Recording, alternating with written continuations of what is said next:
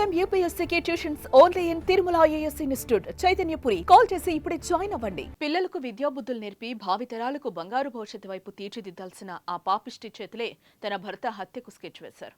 మరోవైపు ఎవరైనా తప్పు చేస్తే వారిని దండించాల్సిన బాధ్యత కలిగిన కానిస్టేబుల్ నేరుగా హత్యాయత్నంలో పాల్గొన్నాడు. ఒకరి సుఖం మరొకరికి శాపంగా మారింది. డాక్టర్ సుమంత్ రెడ్డి హత్యాయత్నం కేసులో నివ్వెరపోయే నిజాలను ఏసీపీ నందిరామ్ నాయక్ వెల్లడించారు.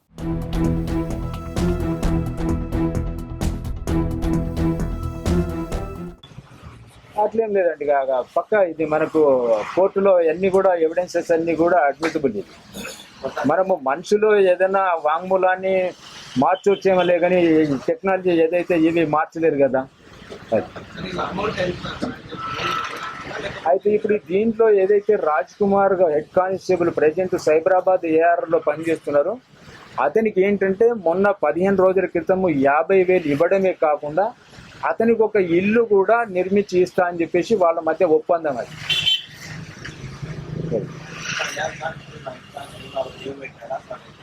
అతను 3 days లీవ్ పెట్టిండండి. 3 days లీవ్ పెట్టి ఇదే పని మీద అనుకున్న ప్రకారము వచ్చారు.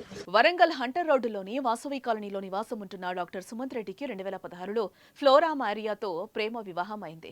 తన బంధువుల విద్యా సంస్థలను చూసుకునేందుకు 2018లో సుమంత్ రెడ్డి భార్యతో సహా సంగారెడ్డికి మకాం మార్చారు. అక్కడ ఫ్లోరా ఉపాధ్యాయురాలిగా సుమంత్ రెడ్డి పీహెచ్సీలో కాంట్రాక్ట్ మెడికల్ ఆఫీసర్గా చేరారు. ఇదిలా ఉంటే సంగారెడ్డిలోని ఓ జిమ్ కు ఫ్లోరా వెళ్తూ ఉండేది. అలా జిమ్ కు వెళ్లే క్రమంలోనే తనకు ట్రైనింగ్ ఇచ్చే శామ్యూల్తో పరిచయం ఏర్పడింది. ఆ పరిచయం కాస్త వివాహేతర సంబంధానికి దారితీసింది. డాక్టర్ గారు పిహెచ్సి సెంటర్లో కాంట్రాక్ట్ పద్ధతిలో అక్కడ పనిచేస్తున్నారు. ఆ క్రమంలో డాక్టర్ గారి వైఫ్ మరియా మరి కొంత వెయిట్ ఎక్కువ ఉండడంతో వెయిట్ లాస్ కావడానికి అని చెప్పేసి సంగారెడ్డిలోని ఒక సిద్ధు జిమ్కు జాయిన్ అయింది. ఆ జిమ్లో ఒక ట్రైనర్తోని ఈమెకు పరిచయం ఏర్పడుతుంది. ఆ పరిచయం కొంతకాలానికి చాలా క్లోజ్గా ఎక్స్ట్రా మ్యారిటల్ లైఫ్ వాళ్ళ మధ్య సంబంధం అనేటువంటిది ఏర్పడుతుంది. అది సుమంత్ రెడ్డి గారి దృష్టికి వచ్చినప్పుడు వాళ్ళను మందలించడం జరుగుతుంది.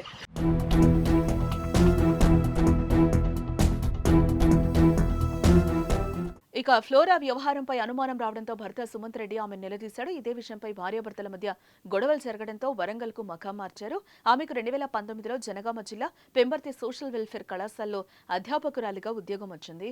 తర్వాత ఆ కళాశాలను రంగసాయిపేటకు మార్చారు. అయినా ఫ్లోరా ప్రవర్తనలో మార్పు రాలేదు. భర్త లేని సమయంలో శ్యాముల్ని ఇంటికి పిలిచేది. ఇదే విషయంపై భార్యాభర్తల మధ్య మళ్లీ గొడవలు జరిగాయి. దాంతో సుమంత్ రెడ్డిని అడ్డు తొలగించుకోవాలని ఫ్లోరా శ్యాముల్ నిర్ణయించుకున్నారు. ఇందుకు ఫ్లోరా లక్ష శామ్యూల్ కు ఆన్లైన్ లో పంపింది.